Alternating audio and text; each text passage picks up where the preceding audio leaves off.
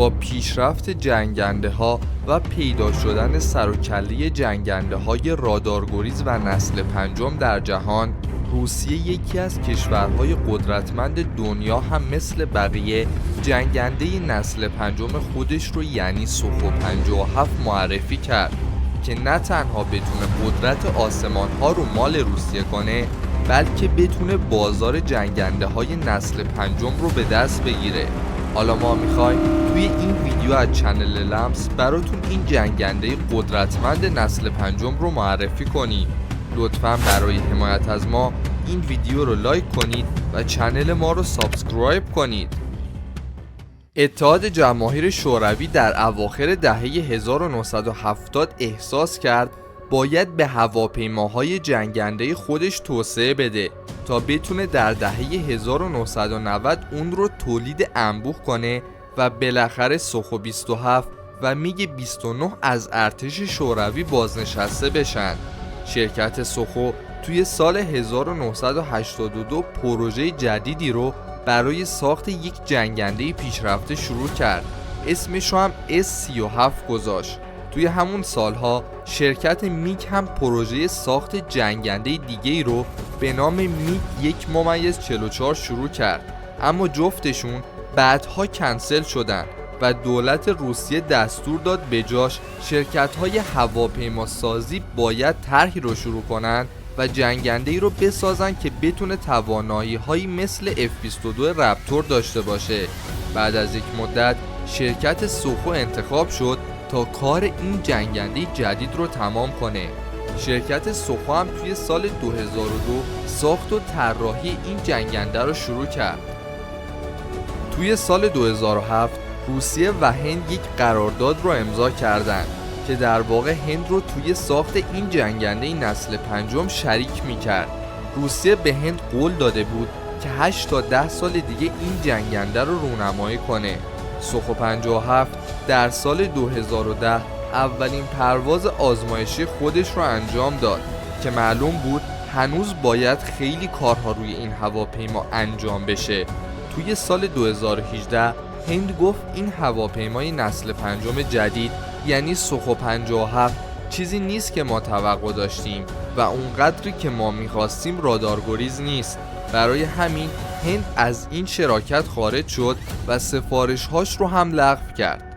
این کار هند یکی از دلایلی شد تا کشورهای دیگه علاقه‌ای به خرید این هواپیما نشون ندن و چون روسیه یکی از اهدافش از ساخت این جنگنده تجارت بوده، خیلی براش گرون تموم میشه. سوخو 57 بالاخره توی سال 2020 توسط دولت روسیه به جهان معرفی شد و طبق گفته روسیه هر فروند از این جنگنده براش حدود 40 میلیون دلار هزینه داشته که در مقابل هزینه 150 میلیون دلاری F-22 رپتور چیز چشمگیری نیست. حالا بریم سراغ مشخصات فنی این جنگنده، ببینیم حرفی بین جنگنده های نسل پنجم داره برای گفتن یا نه. سوخو 57 دو تا موتور توربوفن ساترن AL41F1 داره که هر کدوم میتونن 33,000 پوند رانش ایجاد کنن و بدنه 30 تنی این جنگنده رو به پرواز در بیارن. سوخو 57 با این قدرت موتور و آیرودینامیکی که داره میتونه حدود 2 ماخ یعنی 2135 کیلومتر در ساعت سرعت بگیره و تا ارتفاع 66,000 فوتی پرواز کنه. سوخو 57 با مخزن سوختش در حالت سوپرکروز میتونه تا 4500 کیلومتر رو طی کنه، یعنی میتونه در عملیات‌های دوربرد شرکت کنه و توی این زمینه عملکرد خوبی رو از خودش نشون بده. طراحی بال و بدنه سوخو 57 از نوع ترکیبیه، یعنی در طراحی بال و بدنه طوری ادغام شدن که تشخیص مرز بین دوتاشون کار آسونی نیست و طبق عادت شرکت سوخو این جنگنده هم طوری طراحی شده تا بتونه سخت‌ترین مانورهای هوایی، حتی مانور کبرا و مانور جی رو به راحتی انجام بده. این مانورپذیری برای طراحی آیرودینامیکی سوکان‌های متحرک این هواپیماست که میتونن در بهترین حالت به هواپیما جهت بدن و خلبان میتونه با این سکان‌ها هواپیما رو خیلی سریع به هر سمتی که میخواد هدایت کنه. شرکت سوخو مثل سوخوهای دیگه از موتورهای استفاده کرده که خروجی اونها به هر سمتی میچرخه و مانورپذیری سوخو 57 رو خیلی بهتر و بهینه‌تر کرده.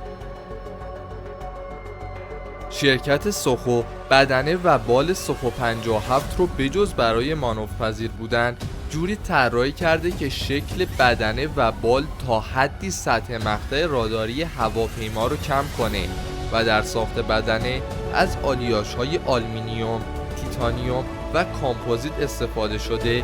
در نهایت هم مواد جاذب رادار روشون کشیده شده تا سوخو 57 توی رادارها کمتر دیده بشه و شیشه کابین خلبان هم با مواد جاذب رادار ساخته شده هم توش موادی استفاده شده تا کابین رو ضد گلوله کنه.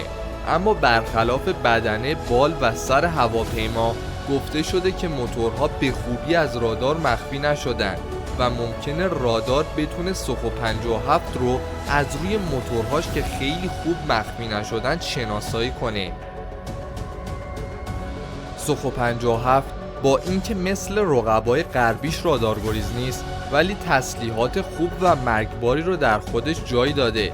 این جنگنده به 3 نوع موشک هوا به هوا یعنی R77، R74 و R37 مجهزه که برای عملیات‌های هوایی و داگفایت‌ها میتونن خیلی به این جنگنده کمک کنن.